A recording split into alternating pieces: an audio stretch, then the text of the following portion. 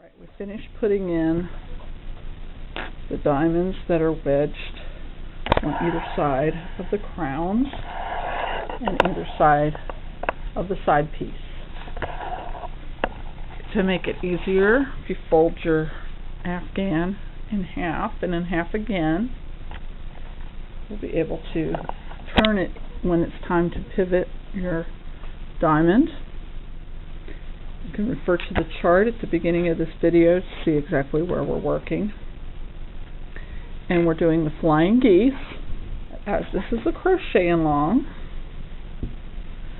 I'm going to do the joining rounds with you on the first flying geese, and then we'll all work on our own to do the remainder all the way around. So I did rounds 1 and 2 of the first flying geese diamond. To join it, chain 3, double crochet in the chain 2 space,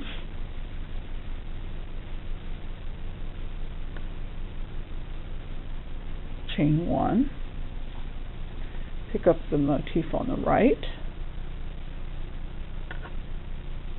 single crochet in the chain 5 space,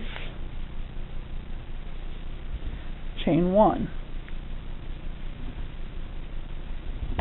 double crochet back in the same chain 2 space,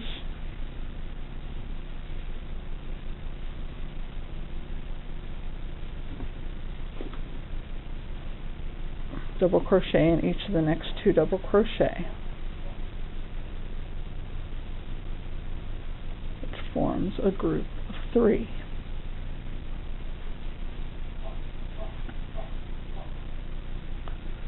Single crochet in the next chain 1 space on the motif on the right. Now let me stop here a minute. If you notice, we did not join these 2 together the same way we didn't on the center star. Okay, now back to the work at hand. Skip a double crochet on the working motif, make 3 double crochet, 1 in each of the next 3 double crochet, 2, 3, single crochet and then chain 1 space on the working motif, on the motif on the right, excuse me. Skip a double crochet on the working motif, make 3 double crochet in the chain 4 space.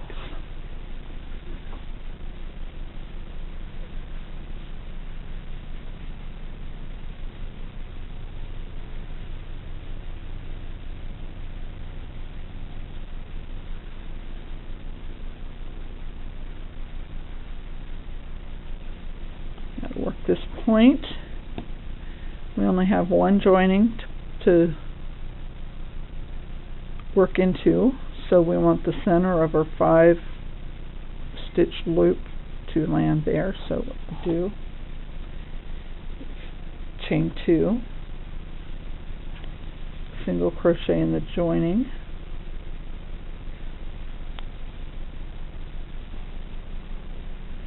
chain 2. Now this is where the folded Afghan comes in handy. We're going to pivot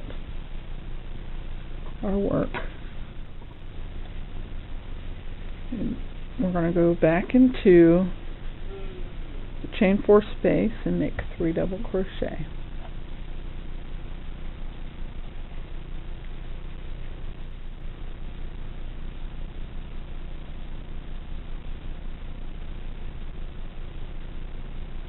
Okay, and we're not joining the other side of this diamond because it's going to be a flying geese. We're going to put another one in there, so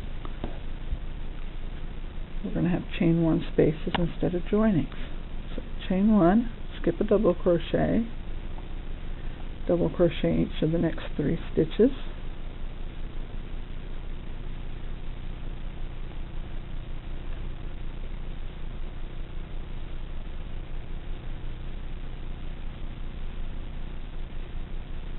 chain 1, skip a double crochet in each of the next 2 double crochet, and make a double crochet in the chain 2 space for another group of 3. And this is the side, so we're going to chain 3. It's the third round, which is an odd row. We'll have an odd number of chains, remember? Okay, and now I'm going to just take the whole Afghan and flip it over so I can work up the other side of this point here. Now I'm working on a tabletop. It's hot summertime, so I don't have to sit here and get really hot while I'm crocheting. If you're working on your lap, it might be a little easier to turn it over. So I double crochet back in the same chain 2 space in each of the next 2 double crochet for another group of 3. Chain 1. Skip a double crochet in each of the next 3 stitches.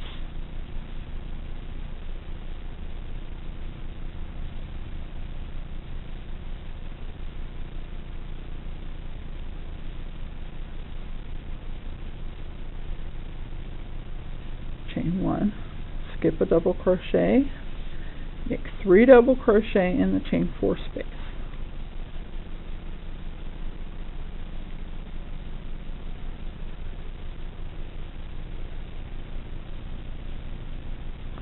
Chain 5, 1, 2, 3, 4, 5.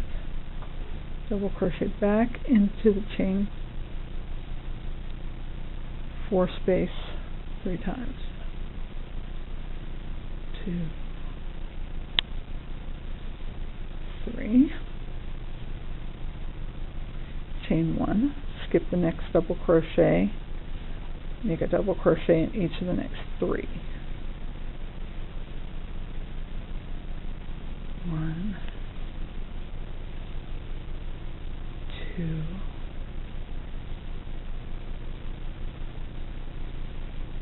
3. Chain 1,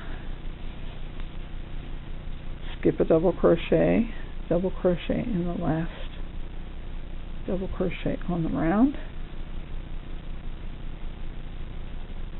slip stitch into the top of the chain 3.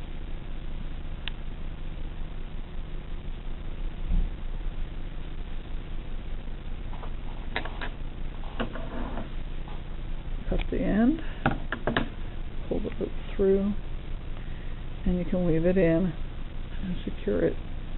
I like to weave my tails in as I go. Others like to wait to the end and do it all at once. Whatever way you prefer, I do it as I go so it's not so tedious when I get into the end. And so there's the first diamond of the flying geese. And in the next video I will do the second diamond of the flying geese. So I'm going to do rounds 1 and 2 and get back to you. Happy crocheting!